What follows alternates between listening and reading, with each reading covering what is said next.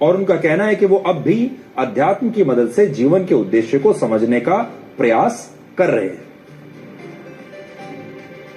पहले तो मैं आपसे जानना चाहूंगा कि क्या आप साधु हैं, संत हैं, क्या आप दीक्षित हैं, आप हैं क्या? क्योंकि हमने सुना है कि आप आईआईटीएन हैं और आईआईटीएन के बाद मैं ये साधु की वेशभूषा देख रहा हूँ।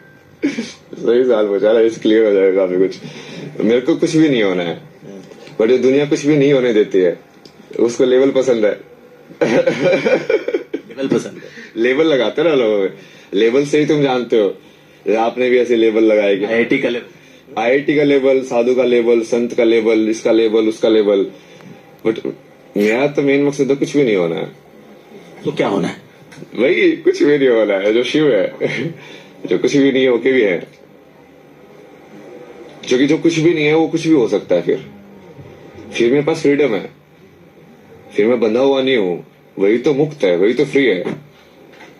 यदि तुम कुछ बन गए तो तुम उस ढांचे में पकड़े गए, फिर तुमको यदि बदलना पड़ेगा तो कैसे बदलोगे टाइम में आने पे? तो आप बिल्कुल यूं ही मुक्त जीवन, मुक्त पर्सनैलिटी रहना चाहते हैं। मतलब मेन वही है कि तुम वैसे जानते जाओ, उस रास्ते पे चलते जाओ, और जो भी तुमको सीखने को मिल रहा है सीखते जाओ, जैसे भी सीखने को मिल रहा है सीखते जाओ। और जब ये पूरा कर्म का चक्र जब पूरा हो जाएगा, फिर अपना मतलब तुम पास हो जाओगे क्लास में। ये जो ब्रह्मा की बनाई हुई पूरी क्लास है कि हाँ तुम इस खेल में जाओ खेलना, मतलब उस खेल को तुमने पूरा खेल के अब तुम मास्टर हो गए हो। अब तुमको उस खेलने में तुम कैसे भी खेल सकते हो, तब तुमको इंटरेस्ट ही नहीं लेगा खेलने में, वो छोड़ो। तो फिर वो जैसे वो पुनर्जन्म का जो कॉन्सेप्ट होता है, फिर तुम नीचे नहीं आओगे फिजिकल बॉडी के अंदर,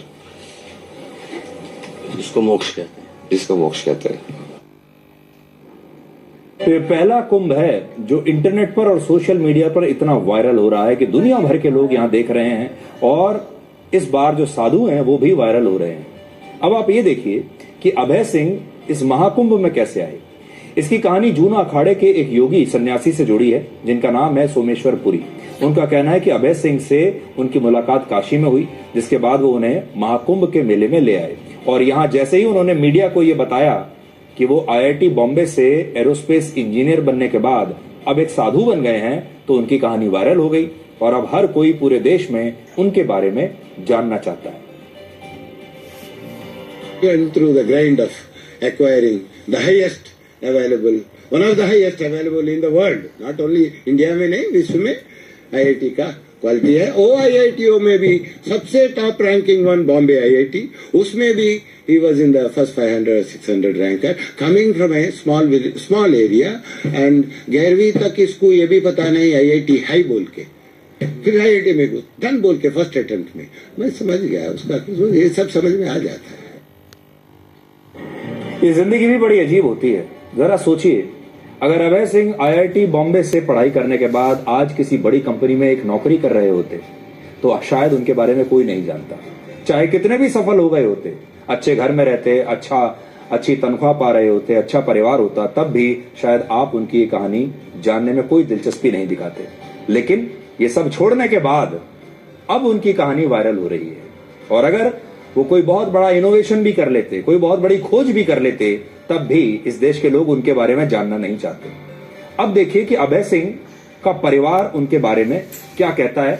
अभय सिंह के पिता कर्ण सिंह पेशे से एक वकील हैं, वो हरियाणा में रहते हैं, और उनका कहना है कि अभय सिंह जब डिप्रेशन में थे तब उन्होंने इलाज भी उनका करवाया, और उस समय डॉक्टरों ने उन्हें यह बताया कि वो डिप्रेशन से निकलकर अध्यात्म की तरफ जा रहे हैं। लेकिन इसके बाद अभय सिंह ने अपने परिवार से सारे संपर्क तोड़ लिए, अपने पिता और परिवार के बाकी लोगों के फोन नंबर को ब्लॉक कर दिया, और उनका परिवार आज भी उनके घर लौटने का इंतजार कर रहा है। मैं तो अब भी चाहता हूँ अब वो घर आकर के अपना संभाले और भाई अपना काम करे, परंतु अब उसके दिल पर ठेस लगेगी कि भाई पापा अब भी मतलब ये है कि मुझे उसी सांसारिक जीवन में फंसाना चाहता है, और वो हो सकता है ना फंसना चाहता हो, तो फिर वो ज़्यादा बढ़िया नहीं रहेगा ज़्यादा प्रेशर वैसे उस पर डालने का, क्योंकि प्रेशर तो सिर्फ बड़ा कटता था। वो कोई बात बार बार करके प्रेस करोगे तो उससे वो बड़ा बेचैन होता था, तो मैं भी ज़्यादा बार उसको नहीं कहा करता। उसकी माँ की क्या मनोदशा है? माँ की तो मनोदशा देखो, इतनी खुश तो क्या होगी वो। अब भाई जिसका एक बेटा हो